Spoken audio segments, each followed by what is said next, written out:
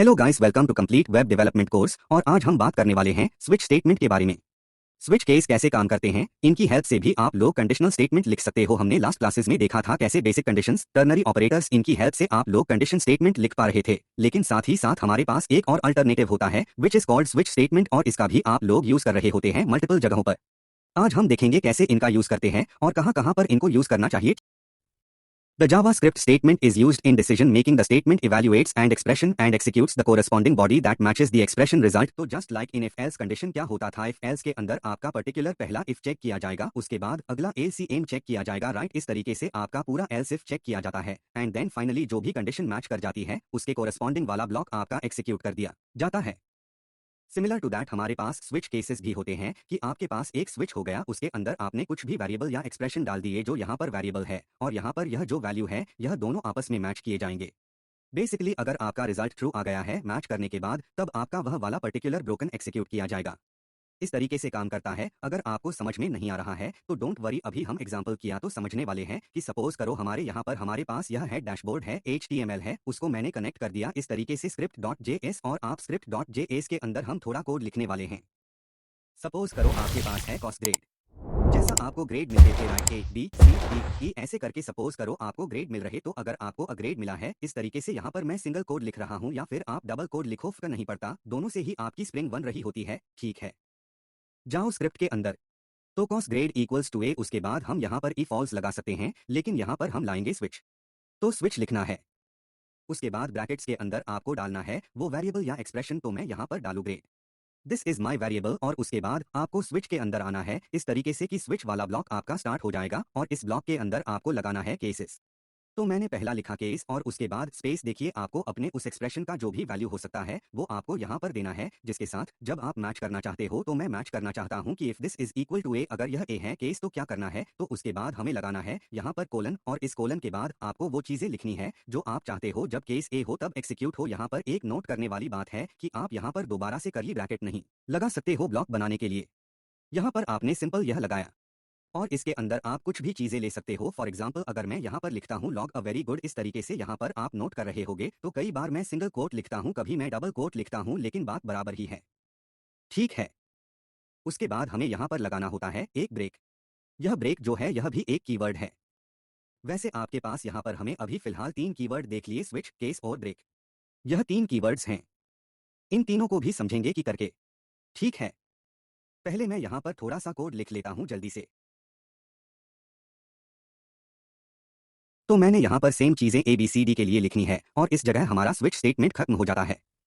इसको अगर हम यहाँ पर सेव करते हैं तो आप देखोगे यहाँ पर प्रिंट हो रहा है अ वेरी गुड, क्योंकि हमारा जो ग्रेड है वो ए के बराबर है, तो हम उसी टाइम केस ए में चले गए। केस ए हमारा एक्सिक्यूट हुआ और उसके बाद ब्रेक स्टेटमेंट मिल गया। ब्रेक स्टेटमेंट से क्या होता है, ब्रेक की हेल्प से आप लोग किसी भी ब्लॉक के अंदर, जिस भी ब्लॉक के अंदर आपको उससे आप बाहर निकल सकते हो, तो हम यहाँ पर स्विच वाले ब्लॉक से बाहर निकल जाएंगे। व्हाट इफ मैंने यहाँ पर यह ब्रेक नहीं लगाया होता, अगर मैंने यह ब्रेक नहीं लगाया होता तो मेरा चेक किया तो स्विच के अंदर केस ए जैसे मैच हो गया, उसके बाद वाले सारे के सारे जितनी भी स्टेटमेंट्स हैं वह सब के सब अपने आप एक्सिक्यूट होने लग जाएंगे। ठीक है, अनटिल एंड अनलेस आपको दूसरा ब्रेक ना मिल जाए। क्या कहना चाहता हूँ, सपोज करो मैंने इस ब्रेक को यहाँ से हटाया, मैंने इसे कर दिया, मैं इसे करूंगा सेव, तो आप देखोगे यहाँ पर 2 एम प्रिंट हो रही है, अ वेरी गुड, और उसका भी गुड, कीप लर्निंग। तो इसका मतलब ए वाला पार्ट भी एक्सिक्यूट हो गया और बी वाला पार्ट भी एक्सिक्यूट हो गया। उसके बाद हम बाहर निकलिए क्योंकि बी के बाद वाले में हमें ब्रेक मिल गया। अगर मैं यहाँ से भी ब्रेक को हटा दूंगा तो हमारा सी भी एक्सिक्यूट होने वाला है। यहाँ पर देखो, ठीक है, और अगर मैंने सी के अंदर से ही बिठा दिया तो मेरा डी भी यहाँ पर एक्सिक्यूट हो जाएगा। इसलिए यहाँ पर हमें ब्रेक लगाने जरूरी होते हैं हम, क्योंकि स्विच केस के अंदर अगर आपको किसी भी केस से बाहर निकलना है ना, तो वहां पर ब्रेक लगाने हुआ, बस हम दिमाग में डालो कि ब्रेक लगाना होगा। अगर स्विच कैसे बाहर निकलना है तो it's very important to write these breaking statements. अगर मैं यहाँ पर डालता हूँ सपोज करो सी, आपको पता है क्या प्रिंट होने वाला है, पहले प्रिंट होगा सी वाला पार्ट, ठीक है, ए वाला पार्ट नहीं होगा, बी वाला पार्ट प्रिंट नहीं होगा, सी प्रिंट होगा, बिकॉज सी के साथ सी मैच कर जाएगा, केस मैच कर जाएगा, और उसके बाद यहाँ पर यह प्रिंट होगा, और उसके बाद क्योंकि यहाँ पर ब्रेक नहीं लिखा हुआ है इसलिए डी भी प्रिंट होगा। सेव करते हैं तो आप देखोगे पहले सी उसके बाद डी, लेकिन अगर मैं यहाँ पर ब्रेक लगा देता हूँ तो बिल्कुल वैसे ही काम करेगा जैसे आप चाहते थे काम करवाना, क्योंकि आप नहीं चाहते कि एक ब्लॉक एक्सिक्यूट हो उसके बाद दूसरा ब्लॉक भी अपने आप पर एक्सिक्यूट हो जाए। इसके बाद इसके अंदर एक और कीवर्ड होता है which is called this default keyword. और डिफॉल्ट के अंदर वाला ब्लॉक तवा एग्जीक्यूट होता है जब इनमें से कोई भी ब्लॉक एग्जीक्यूट नहीं हुआ, ठीक है। तो आप आई केस डी के अंदर उसके बाद सबसे ऊंचा लिख सकते हो डिफॉल्ट इस तरीके से। तो इट्स ऑल्सो अ कीवर्ड और इसके अंदर जो भी आपने स्टेटमेंट लिखी है वो तब एग्जीक्यूट होंगे जब इनमें से कुछ भी नहीं चला, ठीक है। It's like N Ls S statement. तो यहाँ पर ऐसा समझ सकता हूँ कि यह आपका इफ हो गया, यह आपका एल्स इफ सिर्फ, और यह फाइनल वाला आपका एल्स हो गया कि कुछ भी नहीं चला तो डिफॉल्ट तो चलेगा ही चलेगा। तो लॉग और इनवैलिड ग्रेट सपोज करो कुछ अगर किसी और ने ऐसा कुछ डाल दिया जी जो कि एग्जिस्ट भी नहीं करता, तो उस केस में आपका इनवैलिड रेट या डिफॉल्ट वाली स्टेटमेंट चल जाएगी। डिफॉल्ट स्टेटमेंट के अंदर आपको ब्रेक लगाने की जरूरत नहीं है, क्योंकि इसके बाद ब्रेक लगाने कोई फायदा नहीं है, क्योंकि यह लास्ट होता है का डिफॉल्ट और इसके नीचे कुछ होता नहीं है। तो ब्रेक लगाओ मतलब आप बातें की है, ठीक है। तो इस तरीके से आपके स्विच केस काम कर रहे होते हैं। इसके अंदर आप फर्दर कुछ और भी चीजें जरा वो भी देख लेते हैं। तो सबसे पहले तो स्विच केस का कंट्रोल फ्लो समझ लेते हैं, किसे कैसे काम करता है। तो आप आते हो, एक्सप्रेशन आपकी स्टार्ट होती है, ठीक है। फिर आप चेक करते हो मैच विद केस एक, अगर केस एक के साथ मैच हो गया तब आपका कोड ब्लॉक एक एक्सिक्यूट होगा। अगर मैच नहीं किया तो केस दो के साथ अगर मैच हो गया तो यह एक्सिक्यूट होगा। अगर मैच नहीं हुआ तो केस तीन के साथ आपका चेक किया जाएगा, ठीक है। इस तरीके से अगर मैच हो गया तो केस तीन वाला 4 ब्लॉक एक्सिक्यूट होगा, अदरवाइज अगला। तो इस तरीके से यह काम करता है।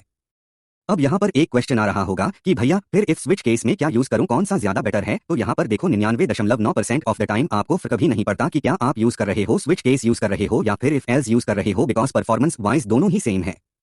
बहुत बड़े बड़े जब आपके पास कंडीशन आए थे, बहुत सारी कंडीशन, सपोज करो हजारों कंडीशंस हैं, तब वहां पर आपका स्विच किस स्लाइटली बेटर हो जाता है इफ एल्स कंडीशंस से, बिकॉज इफ एल्स के अंदर काफी सारा ओवरराइटी आता है कुछ एक्सप्रेशंस को चेक करने का, लेकिन still most of the cases के अंदर फर्क नहीं पड़ता कि आप स्विच केस यूज कर रहे हो, आप इफ एल्स यूज कर रहे हो, बिकॉज अंडरलाइन जो भी एक्सप्रेशंस चेक हो रहे हैं वो सेम ही यहाँ पर चेक हो रहे होते हैं, ठीक है।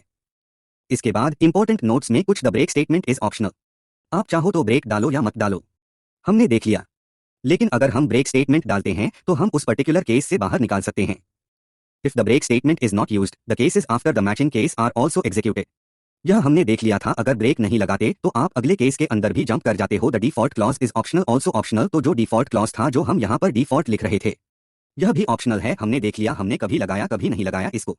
इसके बाद multiple cases in switch statement, यह भी एक बहुत इंपॉर्टेंट यूज कैसे है कि आप चाहते हो बेसिकली मल्टीपल वैल्यूज के ऊपर आपका सेफ कोड ब्लॉक एक्सिक्यूट हो, तो वो आप कैसे करोगे। फॉर एग्जाम्पल आप चाहते हो कि डी के अंदर भी नॉट गुड लिखा आ रहा है, तो यहाँ पर तो वैसे डी लिखा हुआ है, लेकिन सपोज करो नॉट गुड लिखा है डी के अंदर और आप चाहते हो केस ई के अंदर भी नॉट गुड लिखा है, राइट। तो आप क्या करोगे, यह कोड कॉपी पेस्ट कर दोगे यहाँ पर। अब हमें पता है कि जब यहाँ पर ई हो गया या डी हो गया, दोनों ही केसेस में यह हमें नॉट कोड देने वाला है, राइट। लेकिन हम चाहते हैं, देखो सेम ही चीज है और यह रिपीट हो रही है। मैं चाहता हूं डी के केस में और एक ही केस में, दोनों ही केस में सेम कोड ब्लॉक एक्सिक्यूट होना चाहिए।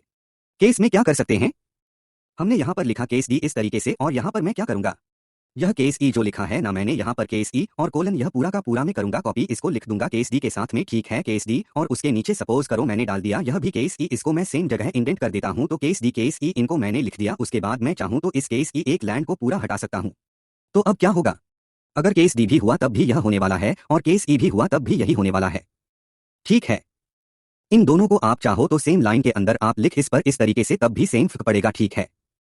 अभी हमने यहाँ पर जी लिखा है तो इनवैलिड ग्रेड आ रहा है, लेकिन अगर मैं आप लिखता हूँ ई एंड मैं करता हूँ सेम, तब भी नॉट गुड है, और जब मैं डी करूंगा तब भी यहाँ पर नॉट गुड है। तो इस तरीके से आप लोग मल्टीपल वैल्यूज के साथ सेम 4 ब्लॉक का डिस्ट्रीब्यूट करा सकते हो with this multiple cases in switch statement, alright. तो ये था हमारा स्विच केस। इसके बाद हम बात कर रहे हो जॉब्स, उसके अंदर फॉर्म्यूलेट्स के बारे में, और फिर उसके बाद अरेज, स्ट्रिंग्स और भी बहुत कमाल की कंडीशन कर रहे होंगे। बट ये this was your condition statement in JavaScript.